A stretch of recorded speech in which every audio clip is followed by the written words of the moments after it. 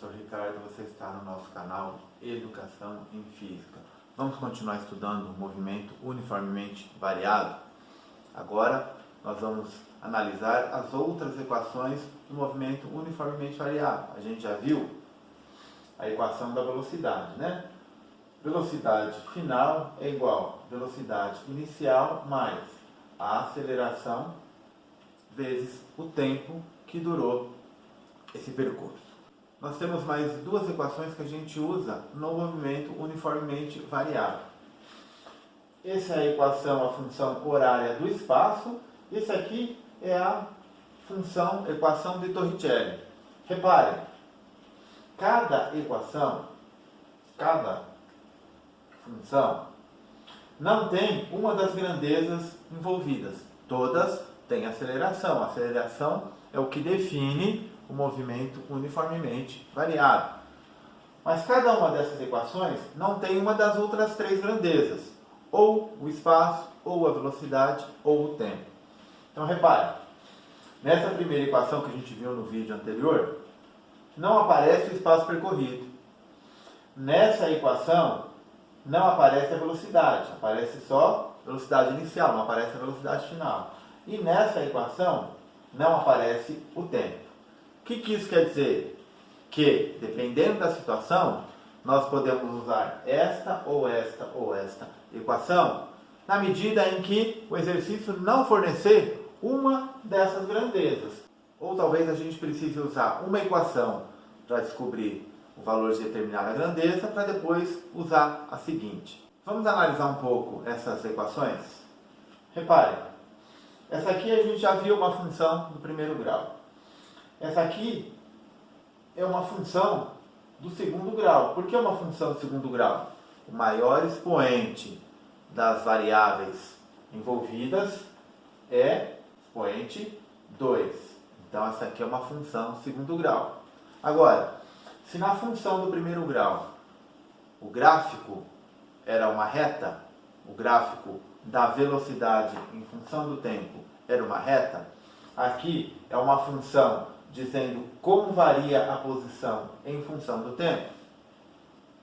Se aqui o expoente é 2, é um polinômio de grau 2, qual vai ser o formato deste gráfico?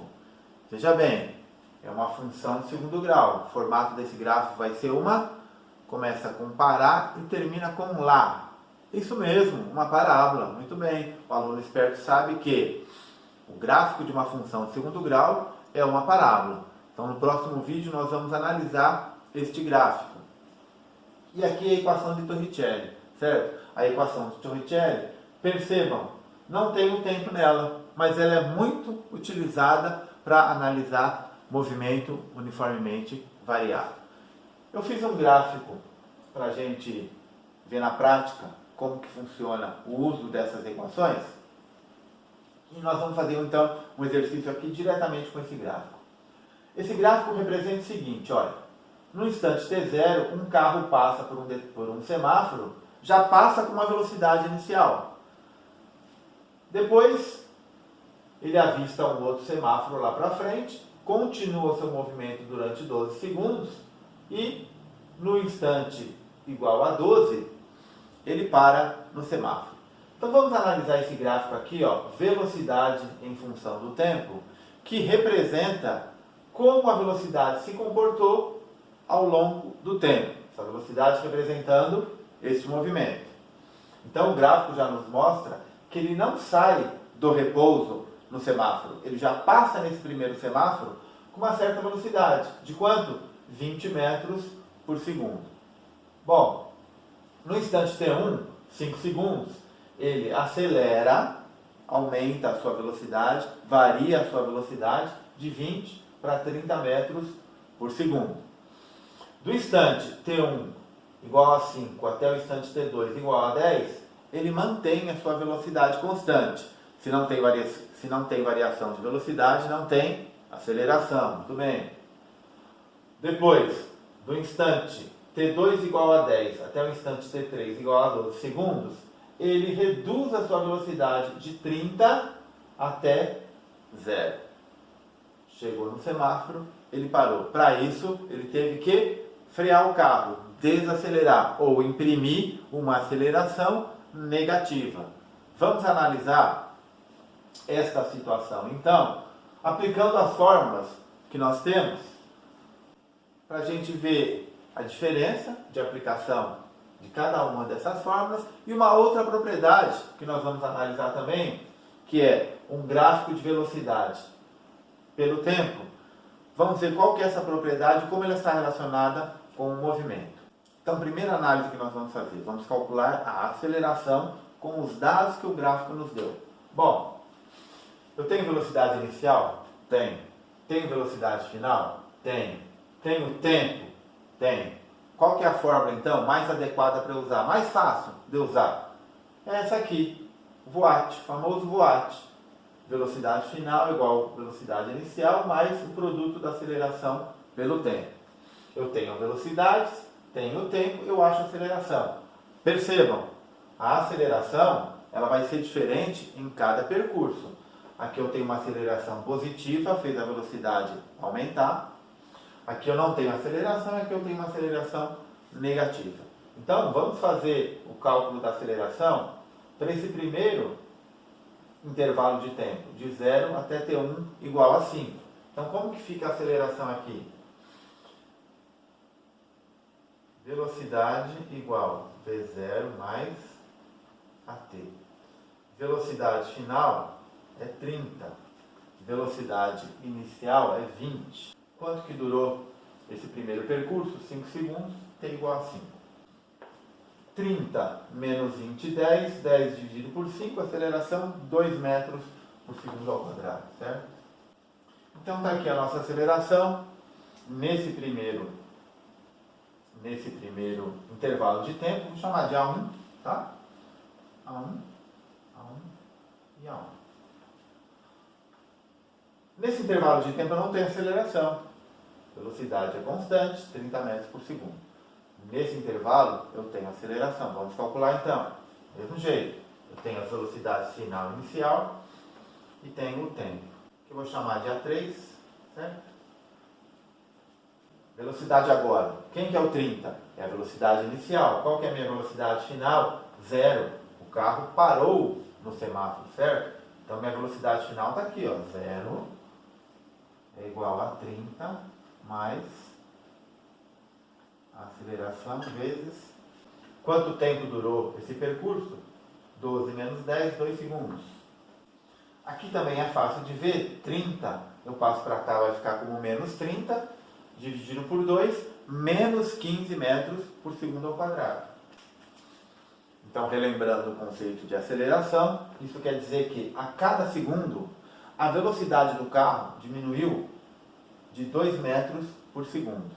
E aqui, a cada segundo, aqui, a cada segundo a velocidade do carro aumentou de 2 metros por segundo. E aqui, a velocidade do carro a cada segundo diminuiu 15 metros por segundo. É isso que o valor da aceleração nos fornece. Agora vamos ver, se eu quisesse descobrir o espaço percorrido por esse veículo durante esse percurso, durante esse intervalo de tempo. Bom, eu tenho que calcular o espaço percorrido para cada intervalo de tempo. De 0 até T1, depois de T1 até T2, de T2 até T3. Por quê? Porque nesse caso é um movimento uniformemente variado. Nesse caso é um movimento uniforme e de novo um movimento uniformemente variado. Eu não posso usar a mesma equação para os dois casos. Além disso, a aceleração é diferente desses dois intervalos de tempo. Então eu não posso usar uma equação. Então eu tenho que calcular um por um, a cada intervalo, qual foi o espaço percorrido. Vamos fazer isso usando as nossas equações. Vocês repararam, pessoal? Aqui é o famoso sorvetão, né? Famoso sorvetão. E a outra era o sorvete. Por quê? Reparem que se eu tirar a aceleração dessa fórmula, fica o sorvete. Se eu tiro a aceleração dessa fórmula, como que essa fórmula fica? É igualzinha à fórmula do movimento uniforme. Então essa é uma característica muito interessante. Tem pessoas que falam, Ricardo, eu não consigo decorar a fórmula. Lembra do sorvete? Para virar sorvetão, aceleração sobre 2 vezes t quadrado, certo? Eu não vou detalhar muito essas formas, falar termo por termo, porque à medida que a gente for fazer os exercícios, fica mais fácil da gente entender e a gente se lembrar dessas formas. Então, vamos tentar calcular o espaço através da fórmula, das duas fórmulas que nós temos aqui, para testar, para ver se elas valem mesmo e se elas funcionam. Então, vamos para o... Vou chamar aqui, ó, de percurso 1, percurso 2 e percurso 3, certo? Percurso 1, eu quero calcular o que? O espaço percorrido. Eu posso usar tanto essa fórmula quanto essa fórmula. Qual que é a fórmula mais fácil de eu usar? Eu acho que é essa aqui, certo? Ah, mas Ricardo, mas aqui tem valores ao quadrado. Aqui também tem, aqui tem aceleração dividido por 2. Vamos usar essa fórmula aqui, equação de Torricelli. Então, para o percurso 1, usando aquela fórmula, como é que vai ficar? V quadrado. Quem que é o V quadrado? Velocidade final. Então é o 30. 30 ao quadrado é igual a velocidade inicial 20. 20 ao quadrado mais 2 vezes a aceleração. Agora eu já tenho a aceleração desse percurso. 2 vezes 2 vai dar o meu ΔS. 30 ao quadrado, 900. Já vou passar o menos 20 ao quadrado, que é 400, para esse lado.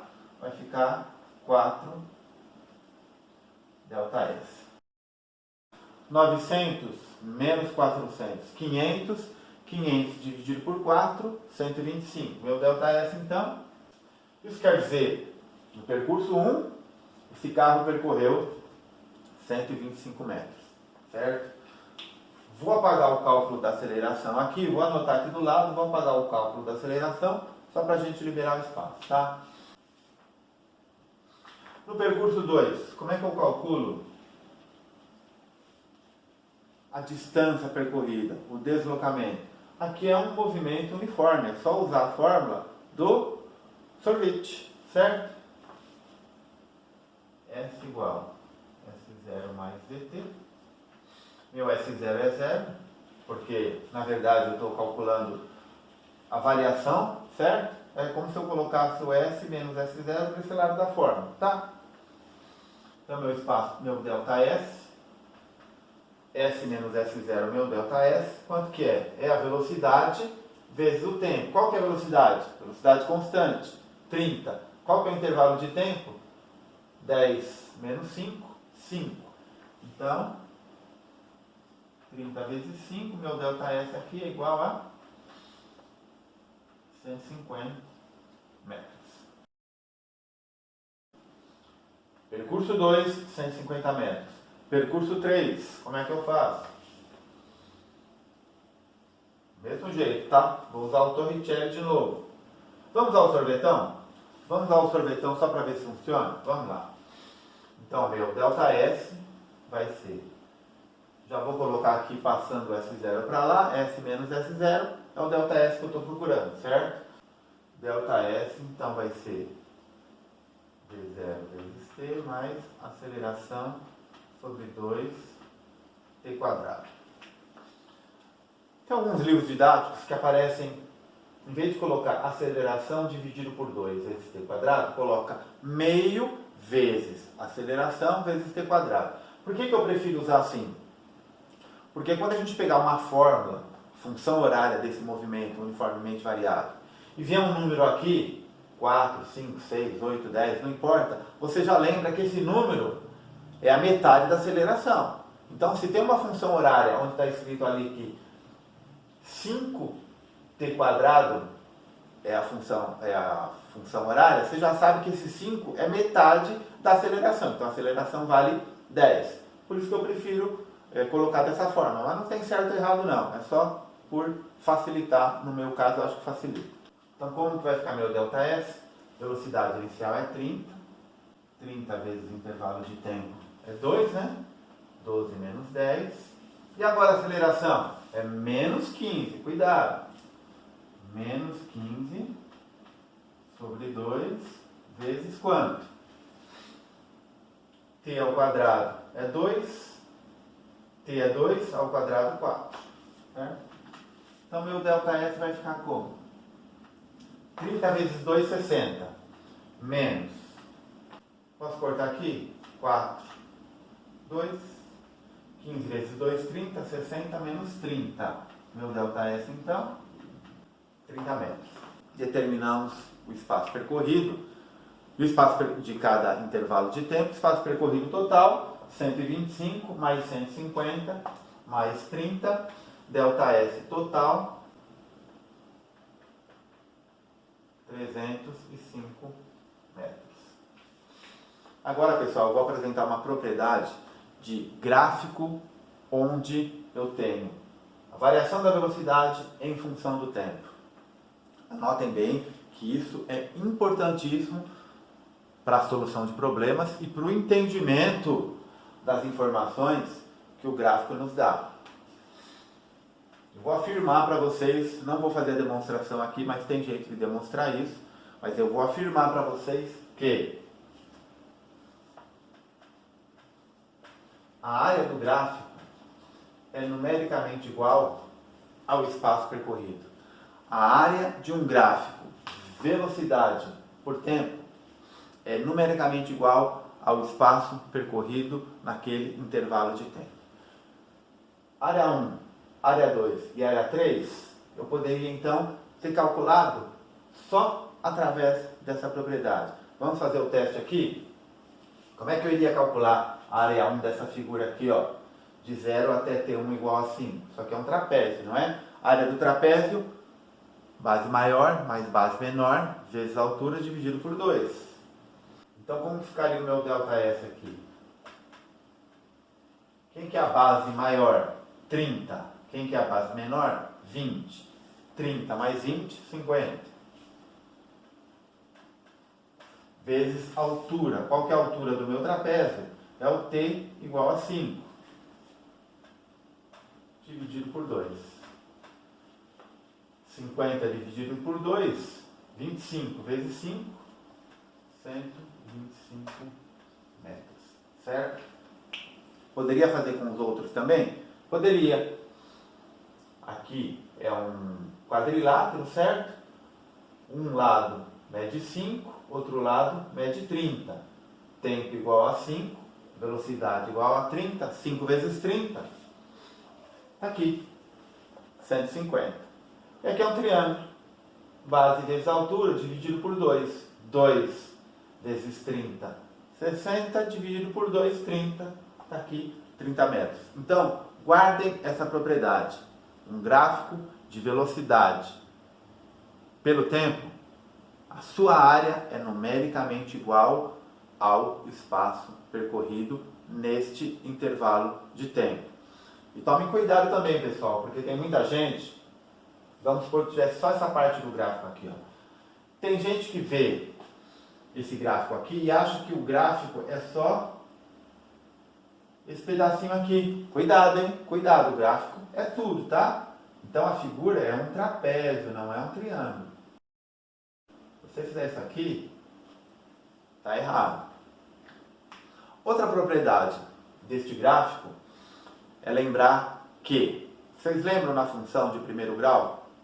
Espaço percorrido, velocidade e tempo. Quando a gente fazia o gráfico, o coeficiente angular da reta, o coeficiente A na função do primeiro grau, ele poderia ser dado pela tangente do ângulo que a reta forma com o eixo x. Então, lembrando, coeficiente angular da reta, a tangente que a reta forma com o eixo x, quando ela cruza o eixo x, é exatamente o coeficiente do termo x na função de primeiro grau. Na nossa função de primeiro grau, no movimento uniforme, quem que era esse termo? Era o v. E aqui, quem que é esse termo? É a aceleração. Então, eu posso também achar a aceleração achando a tangente do ângulo alfa que essa reta faz quando ela cruza o eixo x.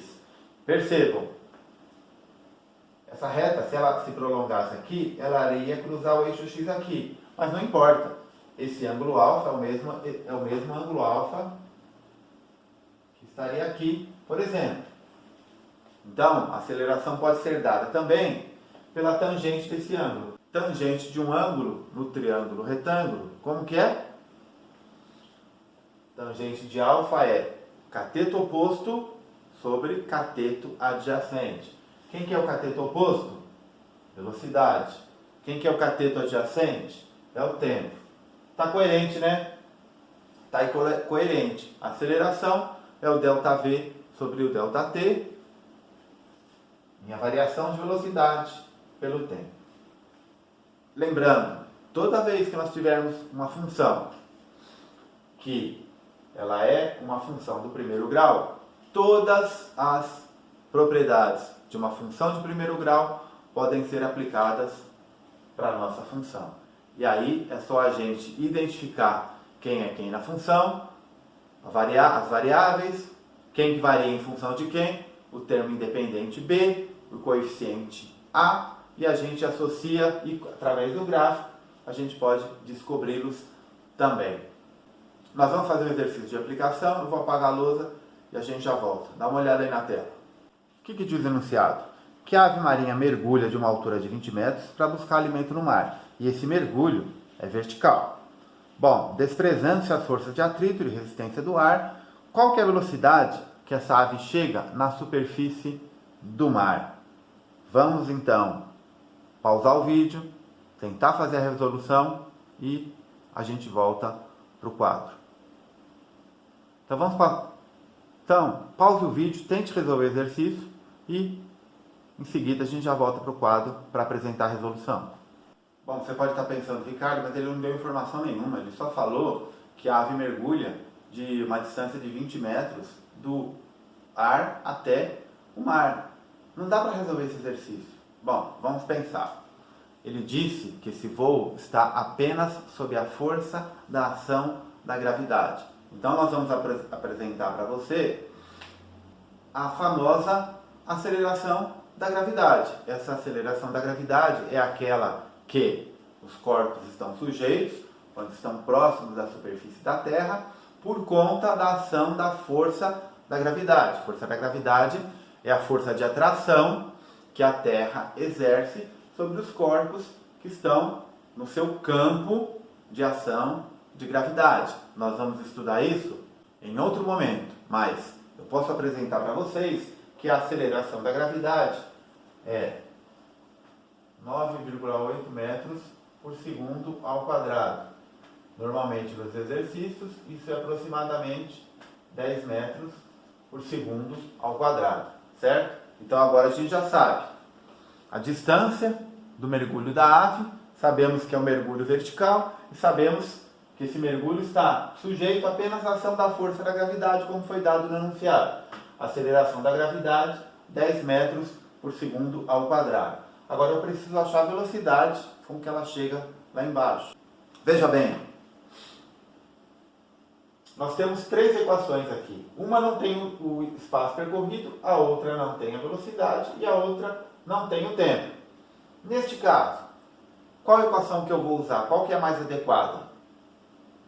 Olhe para o quadro, pense bem. Isso, Torricelli. Por quê? Eu não tenho o tempo, certo? Mas eu tenho a velocidade inicial, zero. Ela parte do repouso. Tenho a aceleração e tenho o espaço percorrido. Então eu sei qual vai ser a velocidade final no final do mergulho. Então vamos usar Torricelli para calcular. Já deixei preparado aqui. V ao quadrado igual V0 ao quadrado mais 2 vezes A delta S. V ao quadrado igual V0 é 0 mais 2 vezes 10 vezes 20. 10 vezes 20, 200 vezes 2, 400. V é igual a raiz quadrada de 400. A velocidade final, então, 20 metros por segundo. Então, essa é a velocidade que a ave, partindo do repouso, sujeita à ação da força da gravidade, por isso a sua aceleração é 10 metros por segundo, essa é a velocidade com que ela chega no mar. Pessoal, sou o professor Ricardo, esse é o canal Educação em Física. Nós vamos continuar com o assunto cinemático, movimento uniformemente variado, aceleração. Vamos ver mais propriedades importantes deste movimento. Aguardo vocês no próximo vídeo. Até lá.